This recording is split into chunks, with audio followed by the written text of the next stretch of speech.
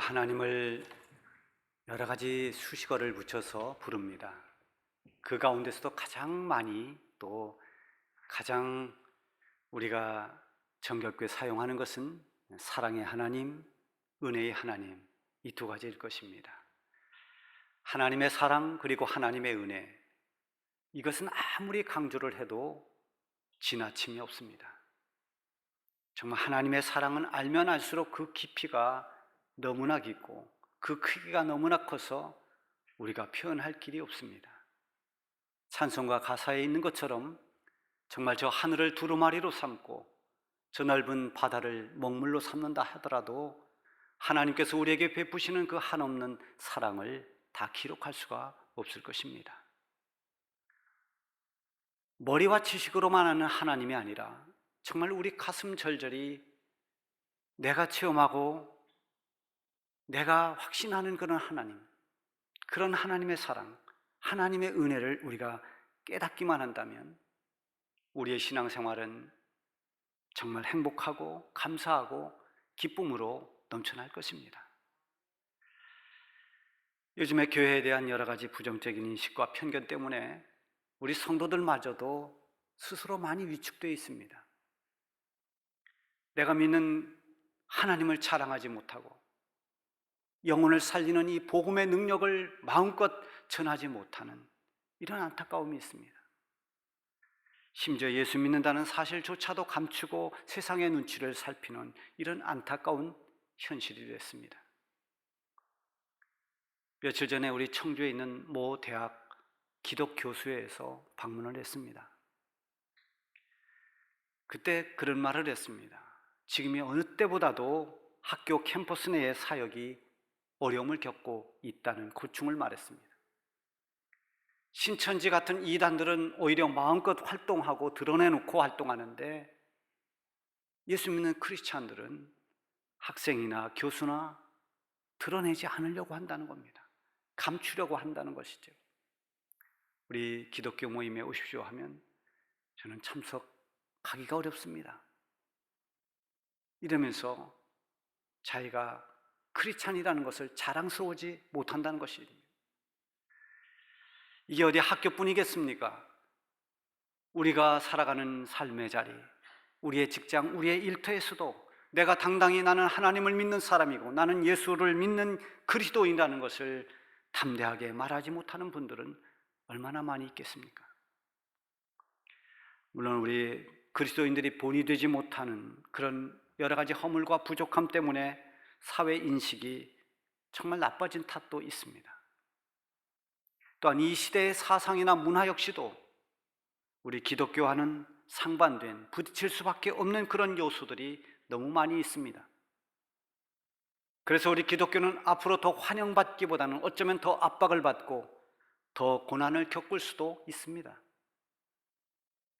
이런 난관을 극복하는 길이 무엇일까요?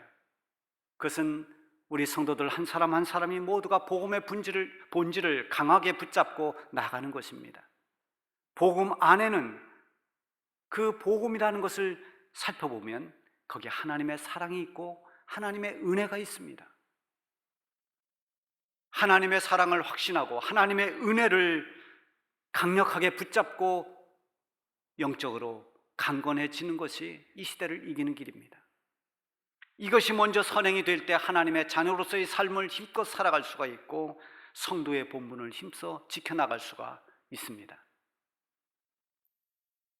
오늘 본문의 배경은 호세아 선지자가 활동하던 그 당시에 하나님의 백성인 이스라엘 백성들이 세상의 힘에 굴복당하고 하나님이 아닌 우상 숭배에 빠져서 하나님의 은혜를 잊어버리고 방황하고 있는 그런 때입니다. 호세아 14장 1절을 보면 당시의 상황을 짐작해 볼 수 있습니다. 이스라엘아, 네 하나님 여호와께로 돌아오라. 내가 불의함으로 말미암아 엎드러졌느니라. 이스라엘아, 네 하나님께로 돌아오라. 선지자들이 이렇게 외칠 수밖에 없는, 그렇게 많은 사람들이 하나님을 떠나 있고 하나님을 멀리하고 있었다는 것입니다. 그들은 너무나 하나님과 거리가 멀리 떨어져 있었습니다. 하나님을 알고는 있지만 그저 지식에 머물 뿐이었습니다. 하나님을 예배한다 하더라도 그것은 형식에 불과했습니다. 그들의 삶은 온갖 불의로 가득 차 있었습니다. 영적으로 볼 때 넘어져 있고 쓰러져 있는, 엎어져 있는 그런 상태였습니다.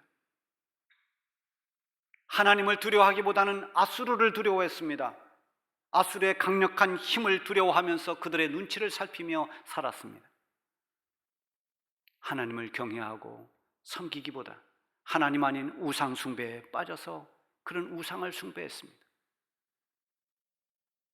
여러분, 우리의 이 시대는 어떻습니까? 어쩌면 우리는 전염병을 하나님보다 더 두려워하고 있는지도 모릅니다. 눈만 뜨면 코로나19 상황을 우리는 접해야 됩니다. 하루에도 수없이 안전 안내 문자를 받을 수밖에 없습니다. 사회적 불안과 두려움이 조장되면서 사람 간의 거리는 점점 멀어지고 급기야 하나님과의 관계도 멀어지고 있습니다. 또한 이 시대의 거대한 우상이 무엇입니까? 그것은 돈입니다. 물질입니다. 과거에는 아이들이 내 꿈이 뭐냐 물으면 아주 소박했습니다. 나는 과학자가 되겠습니다. 나는 선생님이 되겠습니다. 나는 화가가 되겠습니다. 이런 꿈들이었습니다. 지금 아이들 대부분은 돈과 연결되어 있습니다. 대박 나기를 꿈꾸고 있고 거부되기를 꿈꾸고 있습니다. 그만큼 물질의 힘이 강하기 때문입니다. 물질 앞에서는 하나님도 귀찮은 존재가 될 수 있고 물질의 손해를 보면 하나님을 떠나기도 합니다. 디모데후서 3장에 예언된 말세의 징조처럼 하나님보다 사람, 자기를 사랑하고 돈을 사랑하는 그런 시대가 급기야 왔습니다.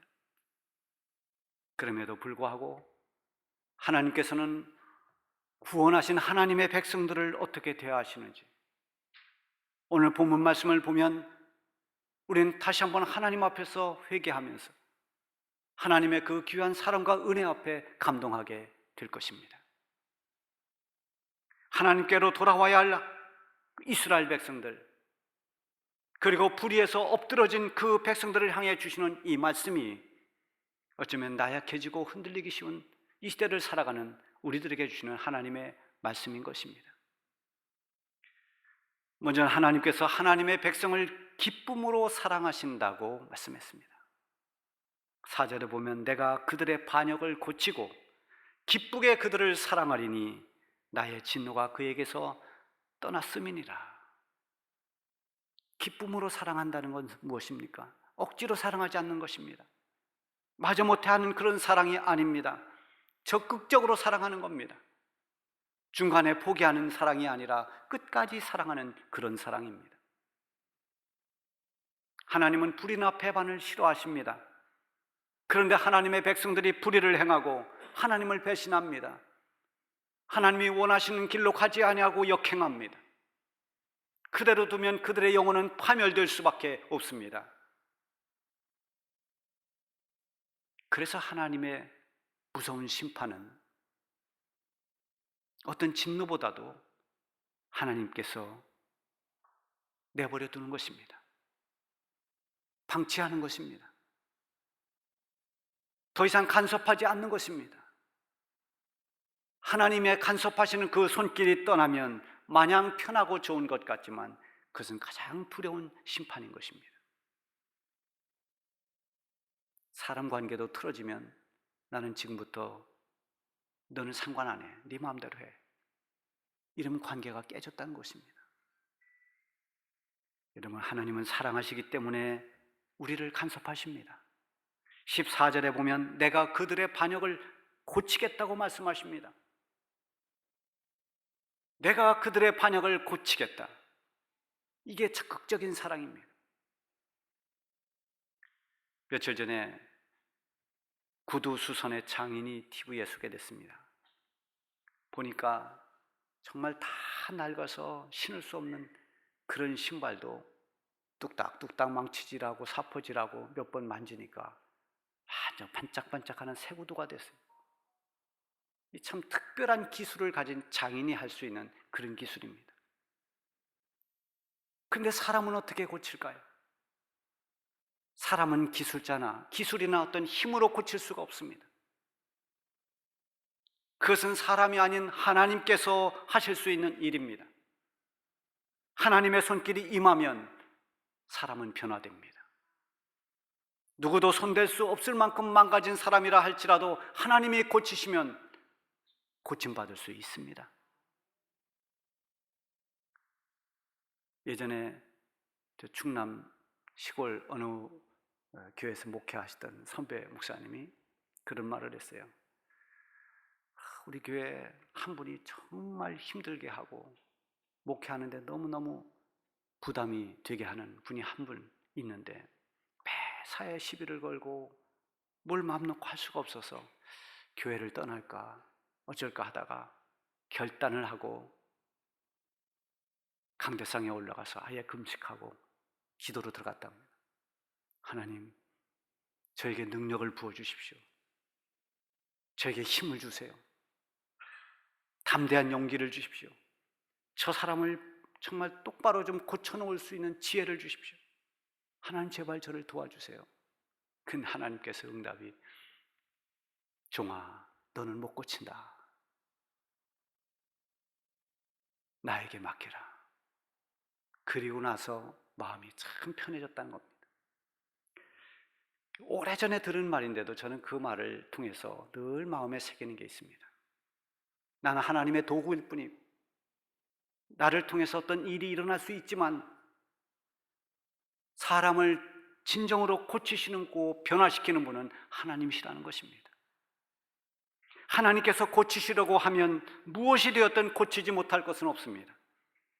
하나님은 사랑하기에 고치시고 다듬으시고 그리고 가르치십니다. 다만 하나님이 가르쳐 주시는데도, 하나님이 만져주시는데도, 하나님이 고치는데도 불구하고 깨닫지 못하는 경우는 많습니다. 호세아 11장 3절에 보면은, 그러나 내가 에브라임에게 걸음을 가르치고 내 팔로 안았음에도 내가 그들을 고치는 줄을 그들이 알지 못하였도다. 여러분, 우리 과거를 한번 생각해 보세요. 우리가 얼마나 영적으로 부족한 사람들이었습니까? 하나님 보시기에 얼마나 미흡했습니까? 얼마나 허물이 많습니까? 그런 우리를 다듬고 고쳐놓으셨습니다. 과거에는 불신앙적인 사람들도 많았습니다. 과거에는 모든 교회에 대해서 부정적이고 오히려 크리스찬들을 핍박하던 사람들도 있었습니다. 그러다가 하나님의 손에 이끌림 받고 하나님이 고치셔서 지금은 교회에 주님의 선한 일꾼이 될 수 있었다는 것, 이게 얼마나 놀라운 일입니까?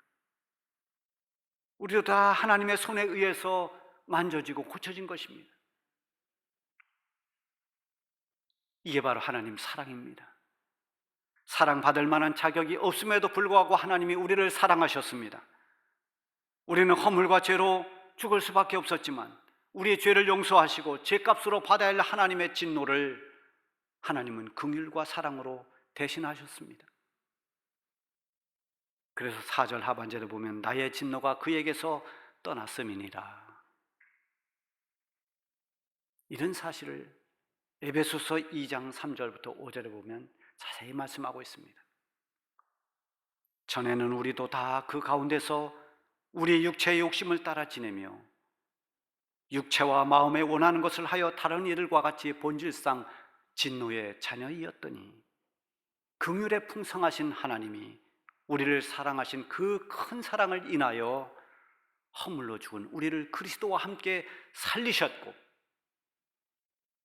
우리도 전에는 다 우리 육체의 욕심을 따라 살았습니다. 우리 마음대로 살았습니다. 그래서 하나님의 진노가 임할 수밖에 없는 사람들이었습니다. 그런 우리를 하나님은 불쌍히 여겼습니다.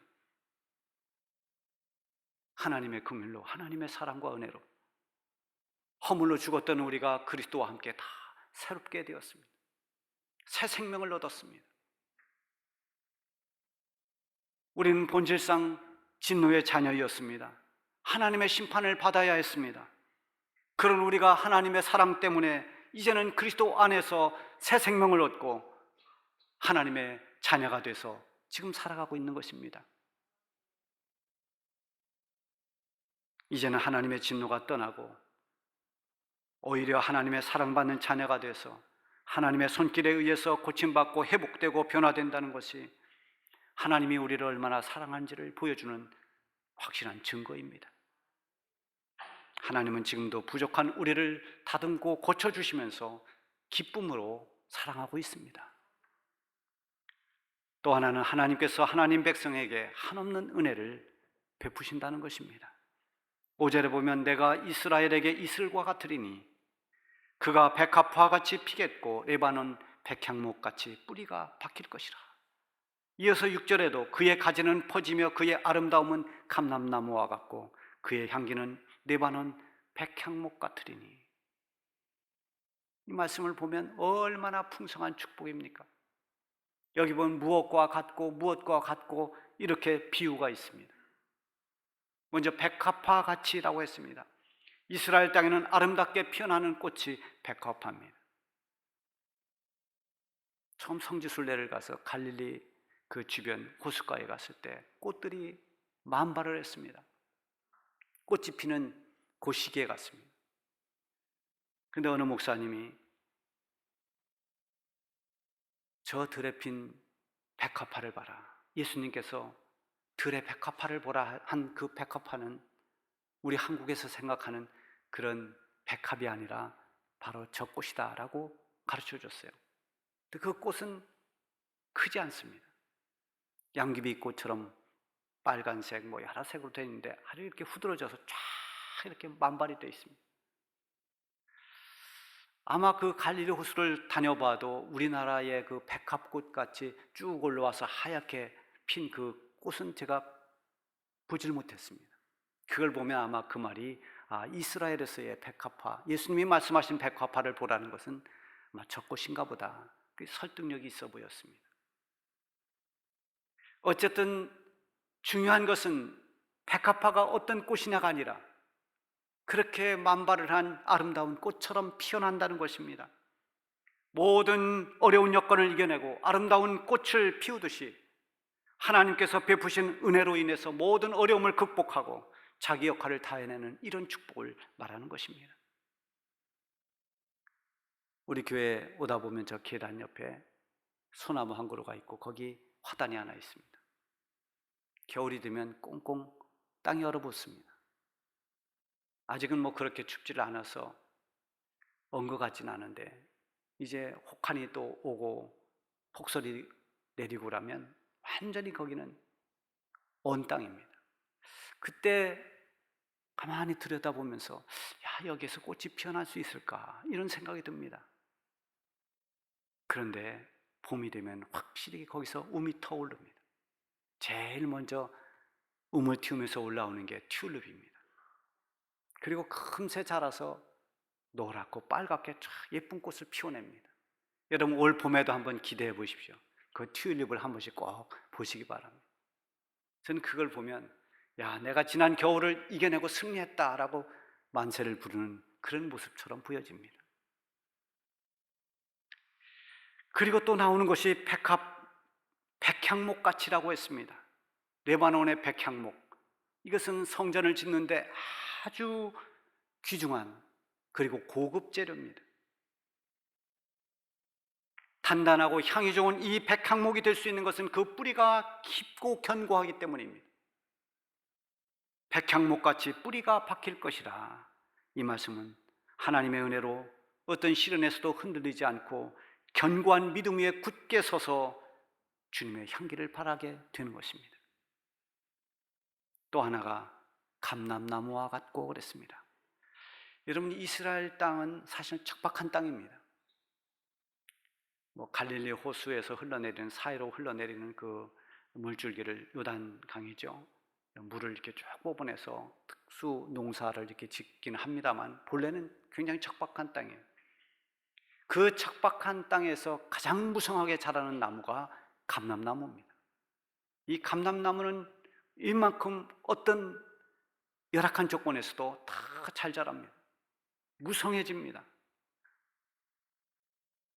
그렇게 열악한 환경에서도 무성하게 자라는 이 감람나무처럼 어려움 속에서도 하나님 은혜로 삶이 풍성해지고 영적으로 부요하고 강건해지는 그런 복을 말하고 있습니다.